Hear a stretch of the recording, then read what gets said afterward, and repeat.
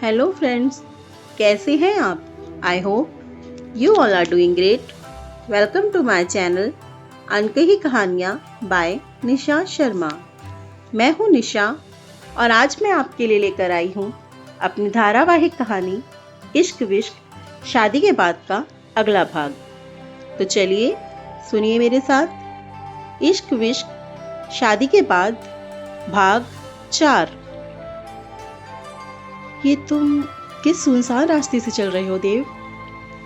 सहमी हुई आवाज में स्कूटी के पीछे दोनों पैर इधर उधर करके बैठी हुई दीप्ति ने पूछा। यार, गूगल में तो यही रास्ता बता रहा था, पर तुम परेशान मत हो, यहाँ ऐसा कोई डर फिलहाल है नहीं, देवांक ने दीप्ति को समझाते हुए कहा। मुझे सच में बहुत डर लग रहा है, इतना अंधेरा और ये सुनसान रास्ता। तुम इतना क्यों डर रही हो दीपू? मैं तुम्हारे साथ हूं ना। अच्छा सुनो, तुम ऐसा करो कि अपनी आंखें बंद कर लो और मुझे कस के पकड़ कर बैठ जाओ। कहते हुए देवांक ने दीप्ति के हाथों को पकड़कर अपने सीने से कसकर लिपटा लिया।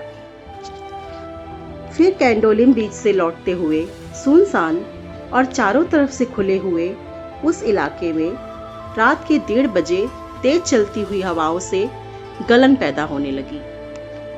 अब देवांक ने एक किनारे पर अपनी स्कूटी रोक दी, जो कि उसने गोवा में घूमने के लिए किराए पर ली थी, और फिर दीप्ति ने चिल्लाना शुरू कर दिया, यहाँ स्कूटी क्यों रोकी? पर इससे पहले कि दीप्ति कुछ और कह पाती, देवांक ने अपना जैकेट उतारकर उसे पहना दिया और कहा, तुम कांप रही थी दीपू। इसके बाद वो दोनों एक दूसरे से लिपटे हुए गोवा की उस दिसंबर की रात में अगले 1 से 1.5 घंटे में कभी चढ़ाई तो कभी ढलान वाले रास्ते को पार करके अपने होटल के कमरे में पहुंच गए। दीप्ति सचमुच कांप रही थी। फिर देवांक ने होटल के रूम की शेल्फ से विस्की की बोतल निकाली और 2 ग्लासों में पानी के साथ मिलाकर टेबल पर रखी, जिसे देखकर दीप्ति ने कहा, तुम तो पीते नहीं थे। जिस पर देवांक ने कहा कि मैं आज भी नहीं पीता, पर शायद इस वक्त तुम्हें इसकी जरूरत है और मैं इसे दवा समझकर तुम्हारे साथ पी लूंगा। इसके बाद दीप्ति ने कोई सवाल नहीं किया। अब दोनों अपनी शादी की पहली सालगिरह को यादगार बनाने की कवायद में जुट गए थे।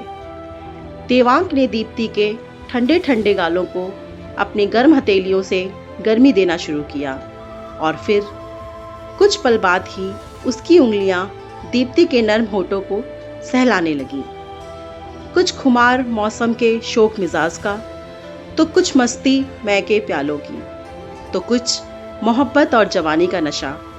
इन सब के मिलने से जो माहौल तैयार हुआ, उसने इन दोनों की रगों में जबरदस्त जोश भर दिया, और फिर सारी रात कमरे में बस देव तो कभी दीपू और कभी आई लव यू का राग मधुर संगीत सा फिजाओं में बहता रहा। पी पी एम्बुलेंस के सायरन से बीती खूबसूरत यादों के झुरमुट से बाहर यकायक ही निकला देवांक, और फिर उसने दीप्ति के सिर को स्नेहमयी स्पर्श से सहलाया। कुछ ही देर में हॉस्पिटल के स्टाफ से आए हुए 2 वार्ड बॉय और एक नर्स ने दीप्ति का बेडरूम कुछ मशीनों के साथ तैयार करके दीप्ति को आहिस्ता से उसके बेड पर लिटा दिया, और एक नर्स को छोड़कर बाकी स्टाफ के लोग वहां से चले गए। हेलो, हाँ यार, कैसा है? और अब भाभी की तबीयत कैसी है? अभय ने फोन पर देवांग से पूछा। हाँ, अब पहले से कुछ ठीक है, आज उसने खाना भी अपने हाथ से खाया है, देवांक ने जवाब दिया।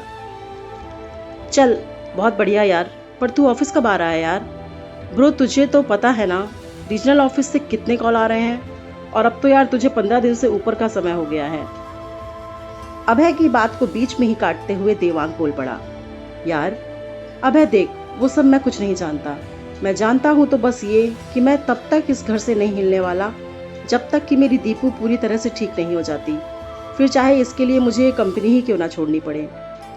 इतना कहकर देवांग ने फोन रख दिया और फिर जब उसने पीछे मुड़कर देखा तो दीप्ति उसी की तरफ देख रही थी और उसकी आंखों से आंसू बह रहे थे। ये देखकर देवांग ने झट से उसके गालों पर बहते हुए आंसुओं को अपने हाथों से पोंछा और घबराते हुए उससे पूछा कि आखिर उसे हुआ क्या। वो तो दवा लेकर सो रही थी, फिर अचानक ही, और वो नर्स कहाँ गई? दीप्ति के कुछ बोलने से पहले ही नर्स वहां आ गई, जो कि किचन में से दीप्ति के लिए गर्म पानी लेने गई थी। दीप्ति और देवांग को बात करते हुए देखकर वो नर्स पानी वहीं टेबल पर रखकर बाहर लॉन में चली गई। देव, मुझे तुमसे कुछ कहना है।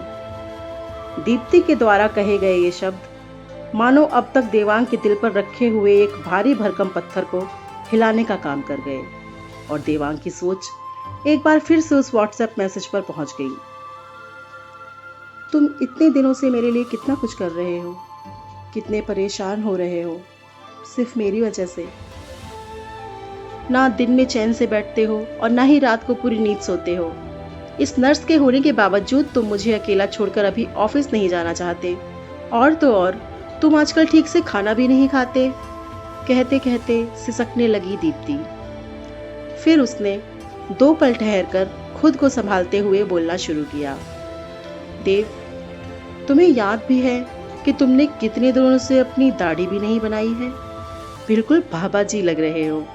इस बात पर रोते रोते हंस पड़ी दीप्ति और उसके साथ देवांग भी मुस्कुरा दिया। दीप्ति आगे कुछ कह पाती उससे पहले ही वहां नर्स आ गई और उसने दीप्ति को पोंछने और उसके कपड़े बदलने की बात कहकर देवांग को वहां से जाने के लिए कह दिया। दीप्ति देवांग को रोकना चाहती थी, पर देवांग ने दीप्ति से कहा कि वो उससे बाद में बात करेगा क्योंकि उसकी लंच और दोपहर की दवा का समय होने वाला है। इतना कहकर देवांग चुपचाप बेडरूम से निकलकर बाहर सोफे पर आकर बैठ गया। कमरे में बैठने के कुछ मिनट बाद ही देवांग को एक अजीब सी घुटन महसूस होने लगी। उसके दिमाग में बार बार यही ख्याल आने लगा कि आखिर दीप्ति आज उससे क्या बात कहने वाली थी। क्या वो सच में, क्या वो उस रात के बारे में, क्या उसका किसी और के साथ? उस रात मैं तो, क्या वो मैसेज उसने मुझे गलती से? विचारों की उधेड़ बुन के चलते वो बहुत जल्द ही ड्राइंग रूम से निकलकर बाहर लॉन में तेज कदमों से टहलने लगा। क्या देवांग का सोचना सही है? क्या दीप्ति सचमुच बेवफा है और वो मैसेज क्या सचमुच देवांग के लिए नहीं था? क्या दीप्ति सचमुच बता देगी देवांग को उस रात का सच? आप सुन रहे थे मेरी धारावाहिक कहानी इश्क विश्क शादी के बाद का अगला भाग। उम्मीद करती हूँ वह आपको पसंद आया होगा, और अगर आपको पसंद आया है और आप इसका अगला भाग भी सुनना चाहते हैं तो मेरे चैनल को सब्सक्राइब कर दें, लाइक कर दें और हाँ, शेयर भी ज़रूर करें। बहुत जल्द मिलती हूँ आपसे अपनी इसी कहानी के अगले भाग में। तब तक अपना ख्याल रखें, अपनों का ख्याल रखें, खुश रहें। Bye bye listeners.